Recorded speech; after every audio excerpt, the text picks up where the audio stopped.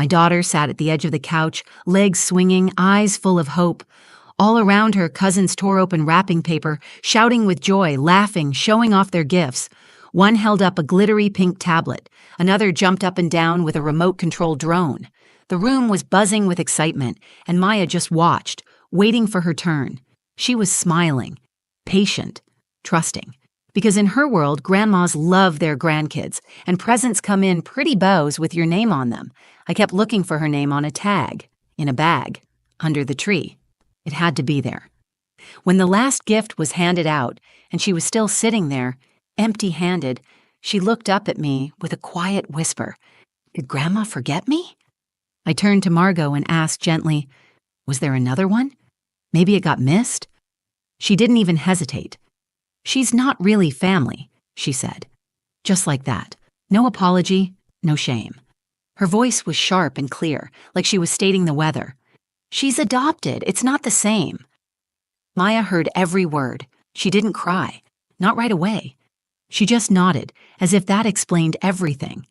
Then she looked down at her hands and folded them in her lap, like she was trying to take up less space. I felt like someone had knocked the wind out of me. My mouth opened, but nothing came out. I wanted to protect her, to say something, anything, but I was frozen. And the worst part? No one else said anything either. Cousins glanced at each other. My sister-in-law looked away. Caleb sat beside me, jaw clenched, eyes locked on his mother. But even he didn't speak. We stayed for dinner. We went through the motions. Maya never brought it up again. That night, back at the guest room, Caleb opened the drawer of his suitcase and pulled out a manila folder. He looked at me and said, I brought it in case she did something like this. I was hoping I wouldn't need it. He left the house alone just after midnight with that folder in his hand. I didn't ask what was inside. I didn't have to. Whatever he said to her, whatever she read in that envelope, she didn't laugh the next morning. And she never called Maya not family again. This happened last Christmas. It was supposed to be one of those big family gatherings where everything looks picture perfect. Fireplace crackling, matching pajamas, cider on the stove, kids running around the house like it's a playground. Margot, my mother-in-law, goes all out. She has this Pinterest board kind of holiday style. She's the type who sets out cloth napkins folded into trees and names each cheese on the platter with a little chalkboard stick. She's also the type of woman who believes in how things should be. I've been married to her son Caleb for 10 years. We met in college, and from day one, he was this calm, thoughtful, quietly intense kind of guy. He's never been the loudest person in the room, but he's always been the one who listens the closest. He's the one who knows what you need before you say it. When I fell in love with him, I also fell in love with the idea of building a family with someone who actually understood what love was supposed to look like. It wasn't easy for us. We struggled to have kids for years, 4 miscarriages, 2 failed IVF cycles, a lot of late nights just holding each other in the dark, not saying anything because there was nothing left to say. Eventually, we started talking about adoption. It wasn't our plan B. It became our best decision. We found Maya through a local agency. She was 5 when we met her. I still remember the first time she held my hand. She didn't say a word. She just slipped her tiny fingers into mine while we walked through the park, and I knew this was it. This was my daughter. Maya is light in every room she walks into. She loves painting, especially animals. She names the squirrels in our backyard. She laughs at her own jokes even when nobody else gets them. She's gentle, kind, and so deeply thoughtful it hurts sometimes. From the day she came home, Caleb was dad. Not stepdad, not foster dad, just dad. She started calling me mom on her own one night while I was brushing her hair. I didn't even correct her. I just cried. We never treated her like she was anything but ours. But that doesn't mean everyone else followed suit. Margot was polite when we introduced Maya. Cold, but polite. She didn't say anything cruel, not at first, but she never really saw her. She didn't learn her favorite colors. She didn't ask her questions. She didn't make the same effort she did with our nieces and nephews. Still, I told myself she'd come around. I wanted to believe she just needed time. Caleb was more cautious. He knew his mother better than I did, and he didn't expect much. But he gave her the benefit of the doubt, for Maya's sake. So when Margot invited the whole family to her house for Christmas that year, we accepted. We packed up the car, loaded presents and snacks, and drove 6 hours to North Carolina. Maya was buzzing with excitement. She made cards for every cousin. She couldn't wait to see the big tree Margot always put up in the foyer. She even brought her favorite dress because she wanted to look grown up. I remember looking at her in the back seat, singing along to Christmas music, holding her teddy bear, and I remember thinking, this year will be different. This year she'll feel it. She'll feel like she belongs. The house was full of noise and warmth when we arrived. Siblings, cousins, pets. Maya ran straight into the chaos like she was home. I saw her hug Margot. I saw Margot pat her on the head like she would a neighbor's kid, not unkind, but distant. Still, I smiled.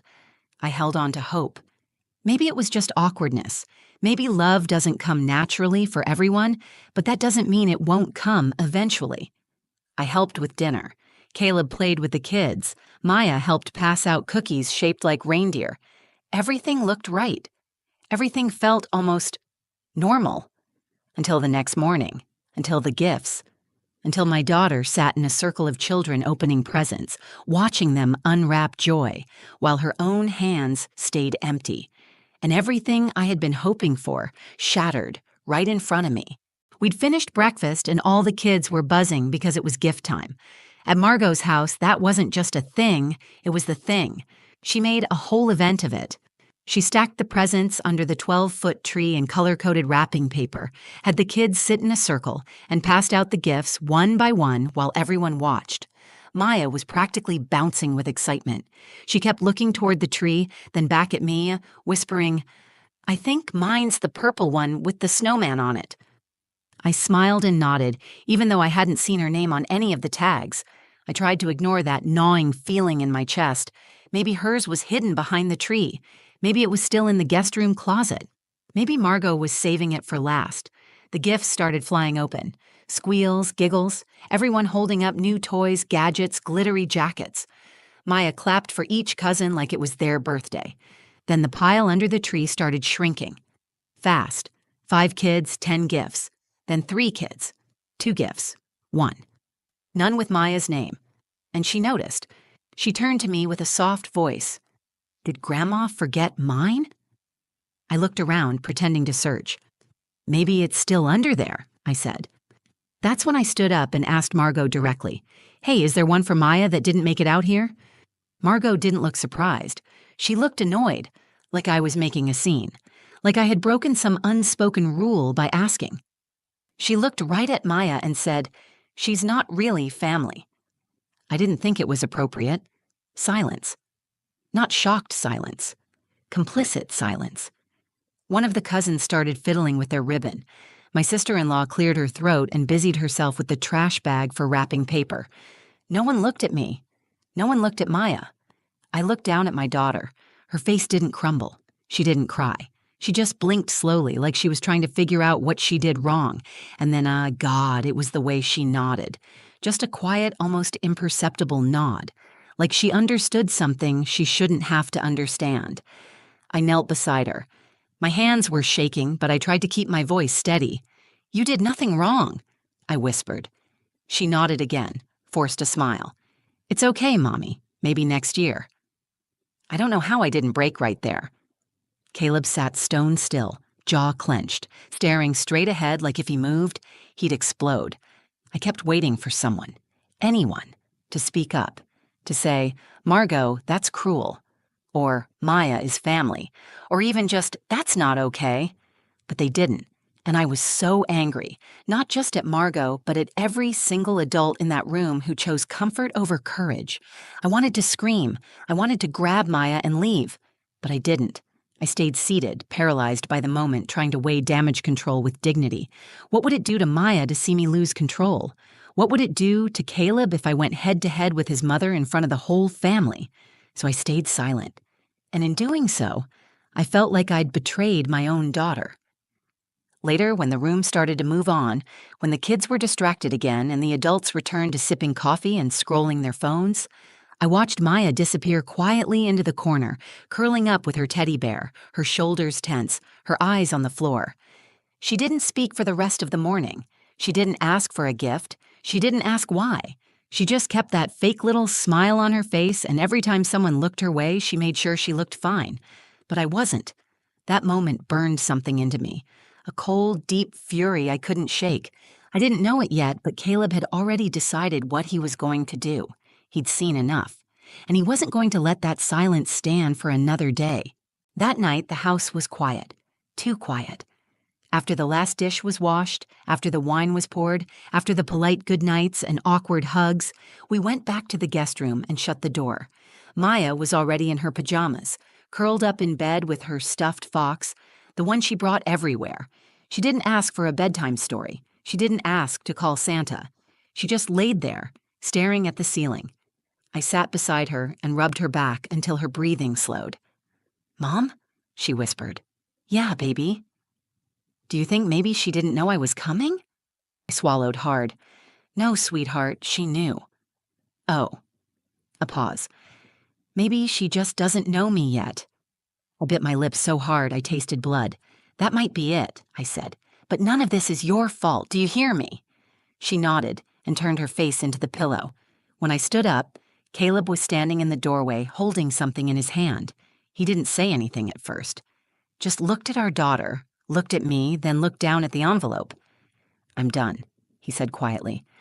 "I've let my mom say a lot of things over the years. I let it slide because it was easier. But not this. Not with Maya." I stood frozen. I had never seen him like that before. He wasn't yelling. He wasn't shaking. He was just steady, final. "What's that?" I asked. He handed it to me, a manila folder. Inside was a notarized legal document, an updated will, trust designation, and formal record of Maya's adoption. "She's not just our daughter by heart," he said. "She's our daughter on every legal document. I added her to everything, the house, the savings, the insurance, the family trust, everything. She's my daughter in every way the law recognizes." I stared at him. "You did all this?" "I started the paperwork months ago. I wanted to make it official in every possible way. I just didn't tell anyone. I figured if my mom ever crossed a line, I'd have what I needed." I felt my knees go weak. "So what are you going to do with it?" He looked at the clock.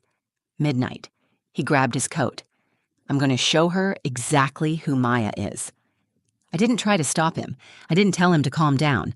I just nodded and sat down on the bed, listening to the front door creak open, then close behind him. I don't know what she thought when he showed up unannounced. I don't know if she expected a lecture or an argument, but I do know she didn't expect the folder. He walked into her house, his childhood home, and sat at the kitchen table across from her. "I'm not here to yell," he told her. "I'm not even here to ask for an apology. I'm here to give you a choice." He slid the folder across the table. She opened it. He watched her face as she read. He told her, "This is Maya's name, in every legal place that matters. If you want to keep pretending she's not family, that's your choice. But if that's your choice, then I'm not your son anymore. Because I won't raise my daughter in a family that treats her like a guest." She tried to interrupt. He didn't let her. He told her about the way Maya clapped for her cousins, about how she hugged her and called her grandma, about how she went to sleep wondering what she did wrong. Then he said, "You've got one shot to fix this. One. Because next Christmas, we'll be somewhere else." And then he stood up and left. Back in our room, he didn't say much, just laid down beside me and took my hand. I didn't sleep. I stared at the ceiling just like Maya had, thinking about how many times I'd kept the peace at the expense of my child. But something changed that night. Something shifted in both of us. We weren't going to let silence protect cruelty anymore. And for the first time in a long time, I felt like we were on the same page, not just as husband and wife, but as parents. The kind who show up when it matters. The next morning, something felt different. The house was quiet, but not in that peaceful, holiday morning kind of way. It was stiff, tense, like everyone was walking around trying to pretend nothing had happened, but knowing that something had. Maya sat at the kitchen table with a cup of hot chocolate Caleb had made her. She stirred it slowly, humming to herself. Her eyes were brighter than the night before, but still tired. I was just about to ask her if she wanted to go for a walk when we heard a knock on the guest room door. It was Margot. She didn't look like herself.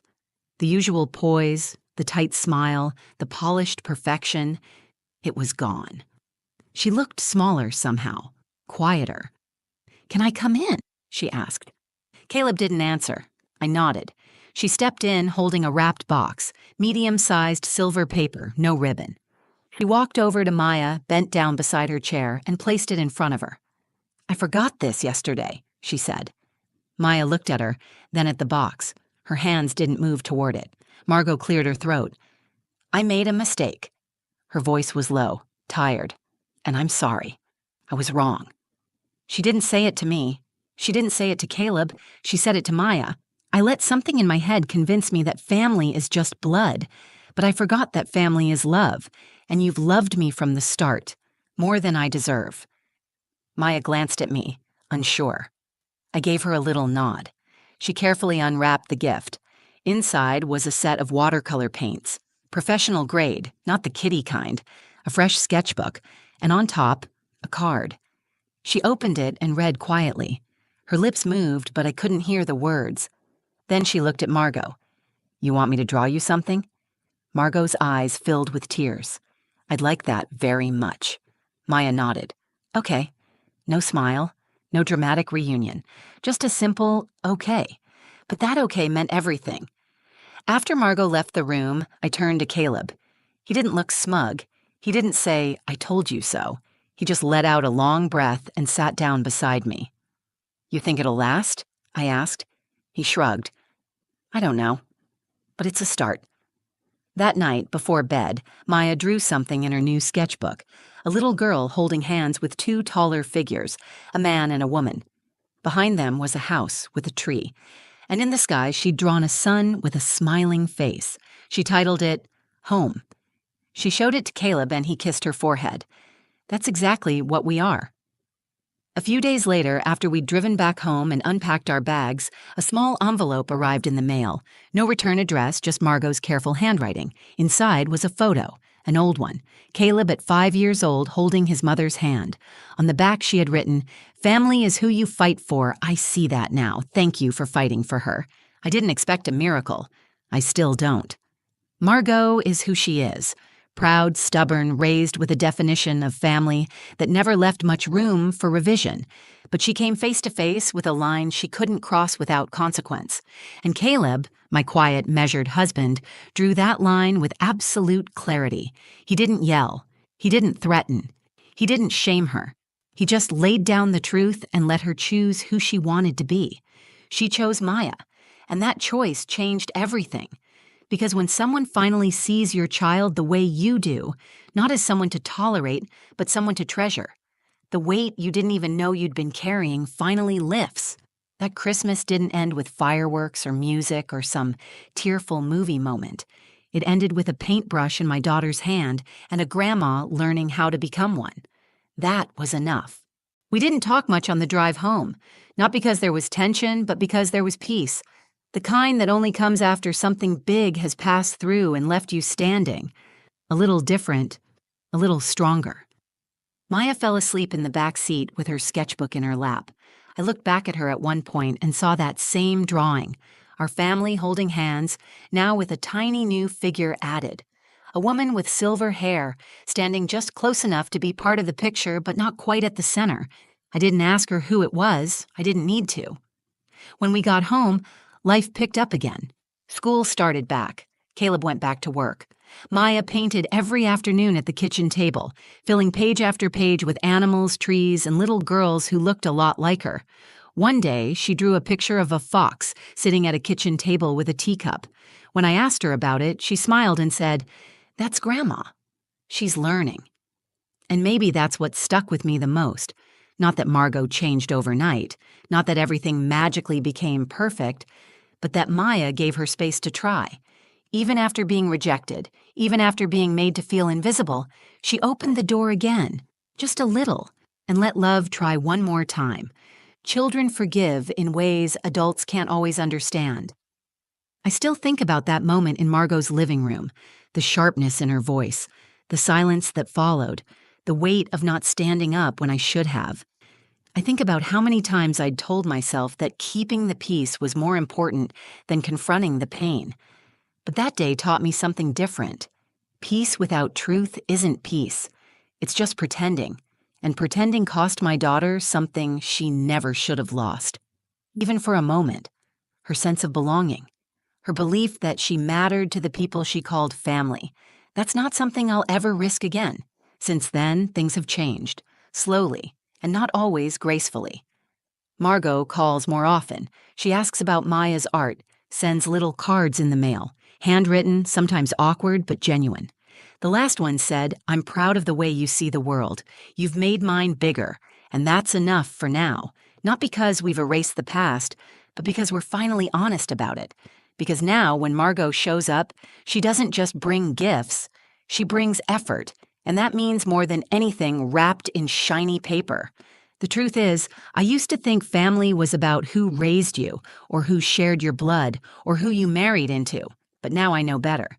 Family is who shows up when it's hard, who looks at you fully and says, 'You belong to me.'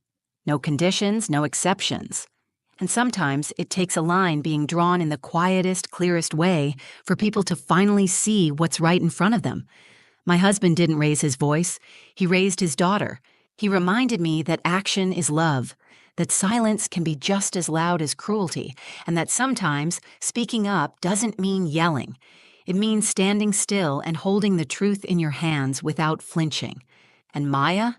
She reminded me that even after someone hurts you, you can choose grace, not for them, but for yourself.